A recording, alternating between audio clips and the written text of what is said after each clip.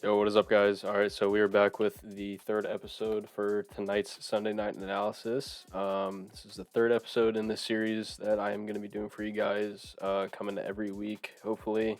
I'm going to be doing the best that I can to get these uploads as consistent as possible.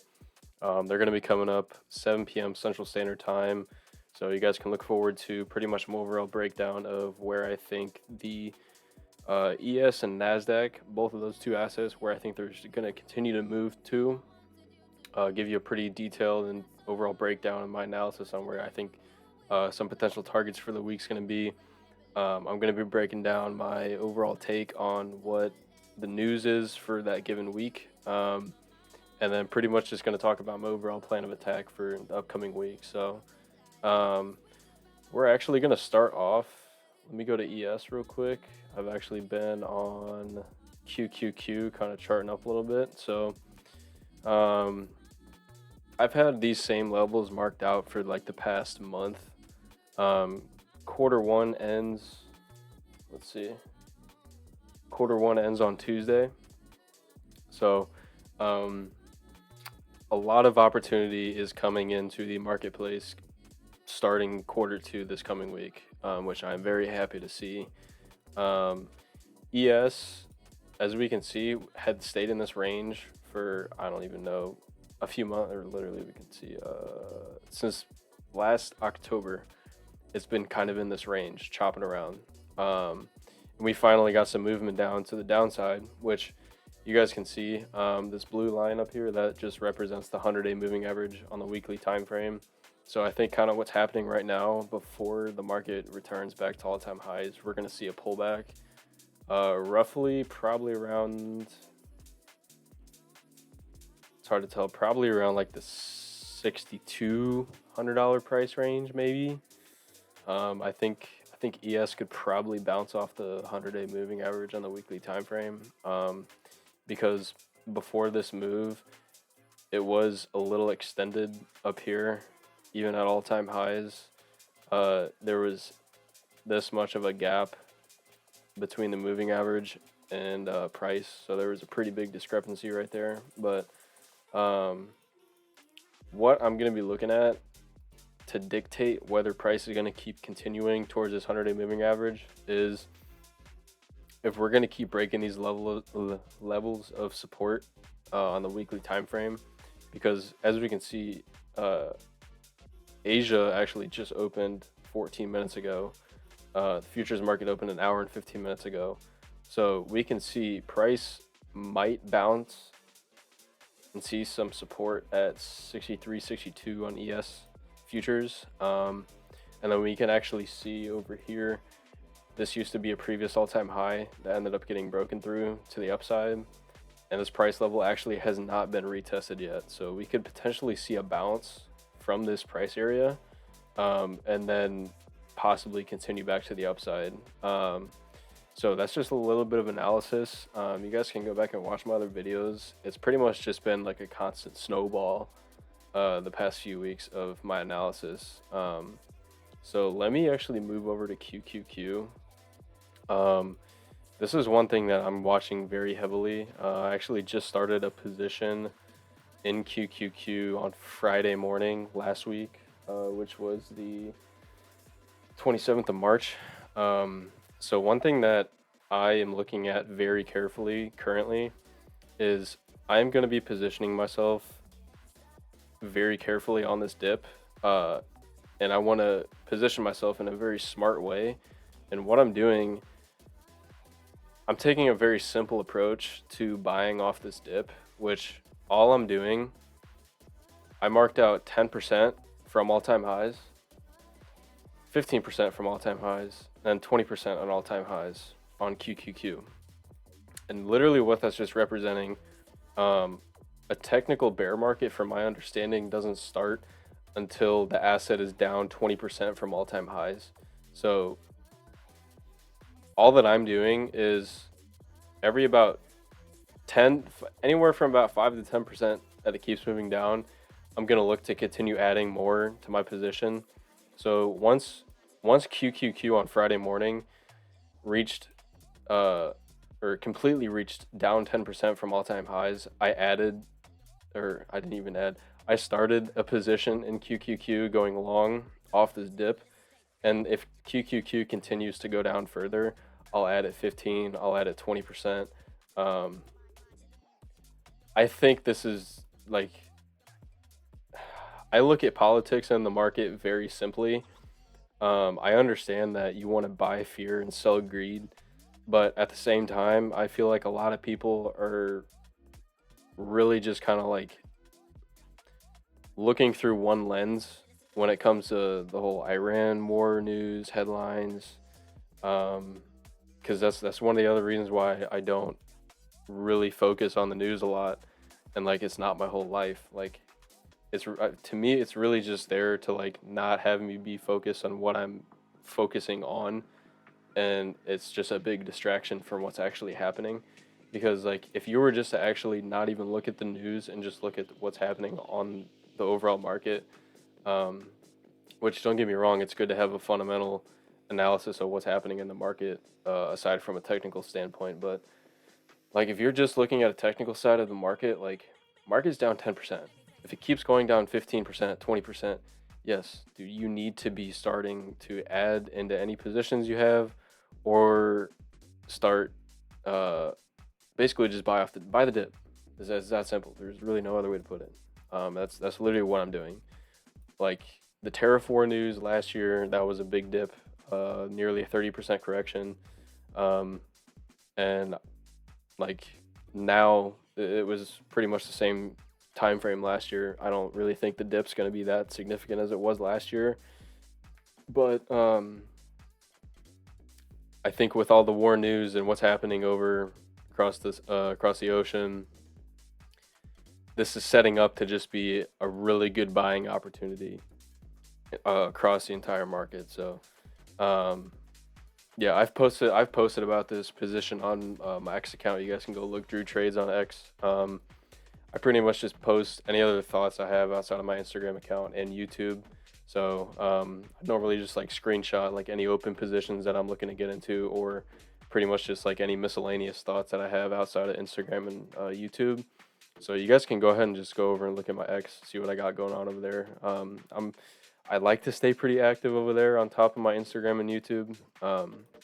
But if you guys want to, feel free to go check it out. But um, yeah, in terms of QQQ, I think QQQ could come back, which ES and QQQ are pretty much like almost all the same. They're both correlating assets like SPY, QQQ, ES, and NQ. Those are all pretty much the same thing, just different markets.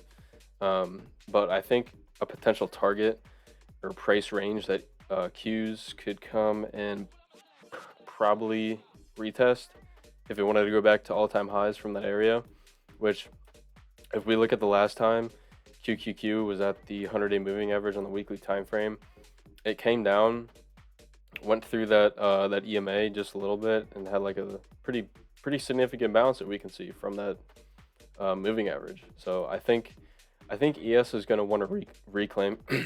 Sorry for that voice crack. I think ES is going to want to reclaim this 100-day moving average before it returns to all-time highs. Because if we just got rid of all of this and looked solely right here, you guys can see this was heavily extended from the moving average. So we're going to continue moving on. I really want to talk about the upcoming news for this week. So you guys can see big news week, and that's looking really good. We got a lot of opportunity for really good trading days this week, which I'm really stoked about. Normally, there's no news on Mondays, so we actually have Red Folder News Monday. Powell is supposed to speak Monday morning. It looks like at 9:30 Eastern time. So normally, I trade from about 8 a.m. to 10 a.m. Central Standard Time, so that's 2 hours. So my take on Monday, if I can try to find any opportunity before 9:30, that would be ideal. I really don't think I'd want to be trading while he's speaking, just because it's going to be super I wouldn't say super inefficient, just not consistent price action. It's going to be super improbable and random probably when he's speaking. But use your own discretion with that. Tuesday, 9 a.m. news, JOLTS job openings, consumer confidence. I know a lot of people just look at the red folder news. I like to look at red folder and orange folder. I think those are both pretty important pieces you need to be looking at every week. But Tuesday should be another really good day for opportunity. Wednesday, as we can see, we have ADP non-farm. We got a lot of news Wednesday. We got core retail sales, ISM manufacturing, PMI. So Wednesday is going to be a really heavy day in the market, I think. 7:15, 7:30. There's probably going to be some pretty prominent news wicks. So back to what I was saying. 7:15, 7:30. I think that's going to put out a pretty prominent news wick, hopefully. So Monday and Tuesday could potentially be slower-ish coming into Wednesday with a lot of Wednesday news. But coming into market open, I'm just going to be super cautious of those news wicks and trade off where price action is moving. Thursday, 7:30 a.m. unemployment claims. It's pretty standard. We're going to have another news wick probably. Unemployment claims doesn't do really a lot. It's pre-market, but it's going to be another draw on liquidity that we could possibly see Thursday. Friday, we have NFP. So I think there's going to be a lot of opportunity this week. There's really no other way to put it. We have red folder news every single day, so it's going to be really good. So pretty much my plan of attack outside of news, since ES and NQ are finally moving in one direction, hopefully I'm able to bank on Monday. I'm not going to force anything, but I'm ideally going to be looking for one winning trade on Monday. I'll show you guys my Fun of Futures account here in just a minute after I get done talking about this, but my goal for Monday is just to get one winning trade, and then once I get that winning trade, I'm going to be looking to take a payout on that account, because luckily enough, I am affiliated with Top One Futures. They have some really good accounts that you can trade. I'm going to be looking to get one of their elite daily accounts, which really just all that is. It's an account that you're able to have daily payout eligibility if you meet the requirements for that specific trading day. And I think that's really powerful in the prop firm space, especially being affiliated with them. Like, why would I not go trade with them? So I think it would be silly for me to keep trading this My Funded Futures account, build up a buffer, and then keep taking payouts. I think it would be better suitable for me to use my time efficiently to trade that elite daily account while I just need one more trading day, or one more winning trade, one more winning day on my Funded Futures account to get a payout. So I think that's going to be the smart idea, is just to get that payout with the current My Funded Futures account I have, and then start trading Top One Futures elite daily accounts, so that your boy can finally start getting some daily payouts, because that would be pretty freaking sick. And then on top of that, I'm just going to remain patient and stick to my overall trading plan. So yeah, really one of the things that I've started implementing, I like trading off of key levels now. I use one indicator in the morning, and it just charts out key levels. Like I can show you guys. Let me go to ES here. So if we go to like the 1 hour time frame, let me pull this up for you guys. So let's get rid of the EMA. Let's get that up so you guys can see. This indicator just charts out previous day high, London open, London low, previous week low, previous day high. Pretty much all the session opens, highs, lows, daily high, open, low, and then previous week high, open, low, even monthly high, open, low. So those are key levels. So just a rundown. Key levels that I look at every single day moving forward with this indicator. I'm looking at previous day high and low, and the open, London high, open, London high, freaking. Nah, dude, I can't even like get a sentence out. All right, so we're looking at previous day high, open, low, London high, open and low, Asia high, open and low, and then previous week high and low. All the key levels I'm looking at for the entire day and week. That is it. I like to keep it very simple. I think from what I've been seeing, the daily open, this is not like any ICT kill zone. The legitimate daily open at 5 p.m. Central Standard Time for the futures market, that is a very, very, very key level for price. I've seen it. I saw it multiple times last week. Normally, if price is above or below that daily open price level, it's going to either use it as a resistance or support. That's pretty much what I've been seeing since this entire time. I've been using this indicator, and it's been helping me a lot with where price is currently moving. So, yeah, that's pretty much literally all I do. I look for breakdown and breakout trades on the 5-minute time frame and the 15-minute. 5-minute time frame is the lowest time frame I'll take any of my executions on anymore. But let me get my MyFunded Futures account up real quick for you guys.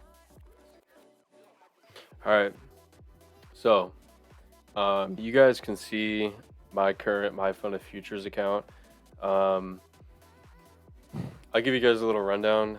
The beginning of last week, I had this account at one point at negative 1,700 on funded. It was not a valuation. I legitimately got my account to a point where it was negative 1,700 in drawdown. It was $300 away from me losing my account. Not proud of that day on Monday last week, but I was able to get my account all the way back into profit. I got very lucky that day. I'm really not proud of it. I understand that's not the way you're supposed to trade, but I was able to bounce back and bring my account to almost $1,400 in profit. So I literally only just need one more winning day on this account. Like you guys can see, I have 5 winning days here. Must have 5 winning days of at least $100 and $150 in profit. I have 4 of the 5 stars, and then the minimum withdrawal amount currently is at 608 out of 250. So yeah, you guys can see stats here. I posted about this on my Instagram, but net P&L currently for the month of March on this account, $1,300 profit. The statistics here are probably going to be, stats are a little skewed just because I've had a couple blow up days. So this win rate here should probably be more around like 50%. So yeah, I'm not really proud of these stats here, but I know how I want to trade going forward. I got in my way a couple of times last week and the week before. So I know what I'm going to be doing going forward. Have a plan of attack.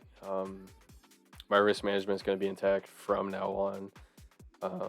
So yeah, wanted to give you guys a little sneak peek of my stats on this account. So, but yeah, no, really hope you guys enjoyed this video.